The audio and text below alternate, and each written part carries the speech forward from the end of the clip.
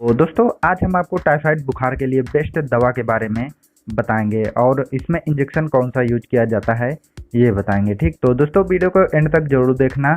हम आपको पहले दवा क्या लेनी है और इसे कब खाना है ये बताएंगे। उसके बाद इसमें कौन सा इंजेक्शन यूज किया जाता है, कब यूज किया जाता है ये बताएंगे, और उसके बाद ये कितने दिन में ठीक हो जाता है ये बताएंगे, और इसके शुरुआती में लक्षण क्या होते हैं ये बताएंगे, और इसमें सावधानी क्या रखनी है ये बताएंगे। ठीक, तो दोस्तों हम आपको एक एक कर सभी को बताएंगे। वीडियो को बिल्कुल भी स्किप नहीं करना है, आपको सभी पॉइंट को अच्छे से समझ लेना है, उसके बाद ही आपको इन सब का यूज करना है। ठीक, तो चलिए दोस्तों हम सबसे पहले दवा के बारे में जान लेते हैं कि हमें टाइफाइड बुखार है तो कौन सी दवा लेना है। ठीक, तो दोस्तों दवा को हम आपको दो पार्ट में बताएंगे।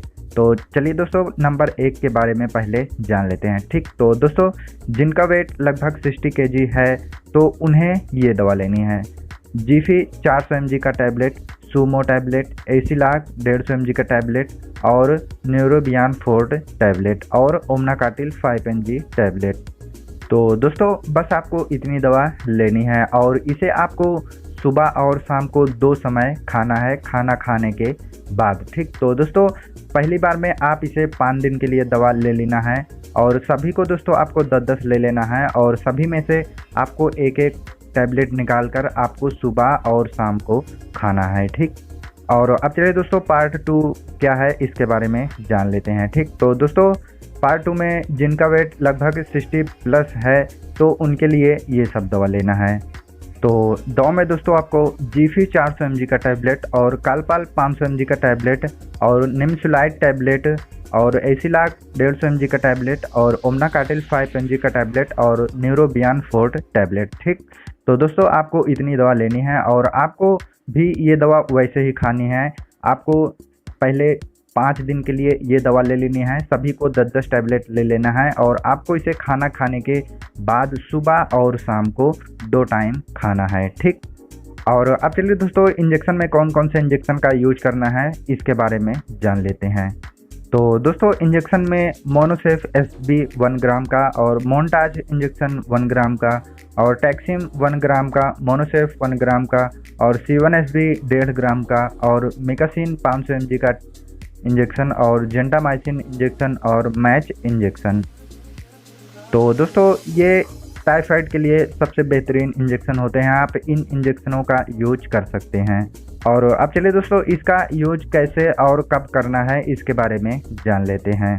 तो दोस्तों इसको भी हम आपको 2 पार्ट में बताएंगे। अगर आपको नॉर्मल प्रॉब्लम है तो कौन सा इंजेक्शन यूज करना है और आपको ज़्यादा प्रॉब्लम है तो आपको कौन इंजेक्शन यूज करना है। ठीक, तो चलिए दोस्तों पहले नॉर्मल प्रॉब्लम में हमें कौन कौन से इंजेक्शन का यूज करना है ये जान लेते हैं।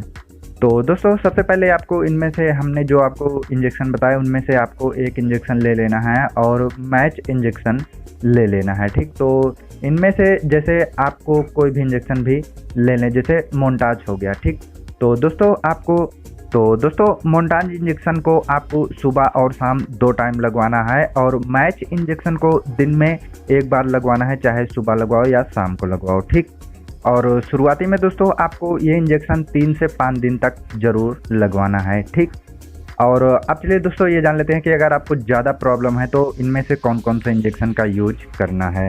तो दोस्तों अगर आपको ज़्यादा प्रॉब्लम है तो आपको मोन्टाज इंजेक्शन और मिकासिन 500 mg का इंजेक्शन और मैच इंजेक्शन, इन तीनों इंजेक्शनों का यूज करना है। ठीक, और अब चलिए दोस्तों इनका यूज कैसे करना है ये जान लेते हैं। ठीक, तो दोस्तों मोन्टाज इंजेक्शन को और मिकासिन इंजेक्शन को आईवी मतलब नस में लगाना है और मैच इंजेक्शन को IM यानी कूल पर लगाना है।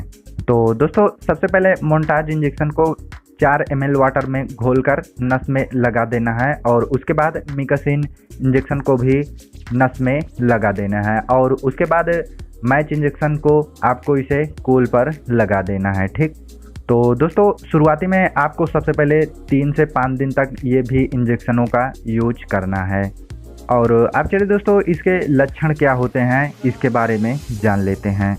तो दोस्तों टाइफाइड बुखार सल्मोनेला टाइफी बैक्टीरिया के कारण होता है। शुरुआत में यह कम रहता है, लेकिन जैसे जैसे बैक्टीरिया शरीर में बढ़ती जाती है वैसे वैसे शरीर का टेम्परेचर बढ़ता जाता है और तब इसके कुछ ये लक्षण देखने को मिलते हैं, जैसे सिर में दर्द होना, कमजोरी और थकान महसूस करना, पसीना ज़्यादा आना, मांसपेशियों में दर्द होना, भूख कम लगना, वजन तेजी से घटना, पेट में दर्द होना, सूखी खांसी आना, ये सब लक्षण देखने को मिलते हैं। ठीक, और अब चलिए दोस्तों ये कितने दिन में ठीक हो जाता है ये जान लेते हैं। ठीक, तो दोस्तों अगर शुरुआत में इसका पता चला जाए तो 5 से 7 दिन में ही आपको आराम मिल जाएगा। तो दोस्तों इसका पूरा कोर्स 21 दिन का होता है। अगर आपको पहले 5 से 7 दिन में आराम नहीं होता है तो आपको इसका पूरा कोर्स कर लेना है ताकि आपको ये प्रॉब्लम दोबारा ना हो। ठीक, और अब चलिए दोस्तों इसमें सावधानी क्या रखनी है इसके बारे में जान लेते हैं। तो नंबर 1 दोस्तों, आप जितनी टाइम दवा खाते हैं आपको उतनी ही टाइम दवा खाने हैं। आपको दवा खाने में टाइम का चेंज नहीं करना है बिल्कुल भी। ठीक, और दवा खाने का समय एक ही होना चाहिए। और दोस्तों अपनी और अपने आसपास की सफाई को बहुत बढ़िया तरीके से रखनी है। ठीक, और ध्यान रहे दोस्तों आपको जब तक आपकी दवा का कोर्स पूरा ना ख़त्म हो जाए आपको दवा खाना बीच में नहीं छोड़ना है। आपको दवा का पूरा कोर्स कर लेना है ताकि आपको ये प्रॉब्लम दोबारा ना हो। तो दोस्तों जानकारी कैसे लगी कमेंट बॉक्स में ज़रूर बताइएगा, और अगर आपको दोस्तों इसके बारे में कोई भी जानकारी चाहिए तो दोस्तों आप कमेंट बॉक्स में पहुंच सकते हैं। ठीक, तो दोस्तों वीडियो को एक लाइक ज़रूर कर दीजिएगा, और अगर आपको इसी तरह से हेल्थ से रिलेटेड जानकारी चाहिए तो दोस्तों आपको इस चैनल को ज़रूर से ज़रूर सब्सक्राइब कर लेना चाहिए, और बेल आइकन को भी दोस्तों ऑल पर सेट कर लीजिए ताकि हम जो नया हेल्थ से रिलेटेड वीडियो डालें उसका नोटिफिकेशन आपको सबसे पहले मिल सके और आप उस जानकारी को सबसे पहले जान सकें। ठीक, तो चलिए दोस्तों अब हम आपसे मिलते हैं अगली हेल्थ रिलेटेड वीडियो के साथ।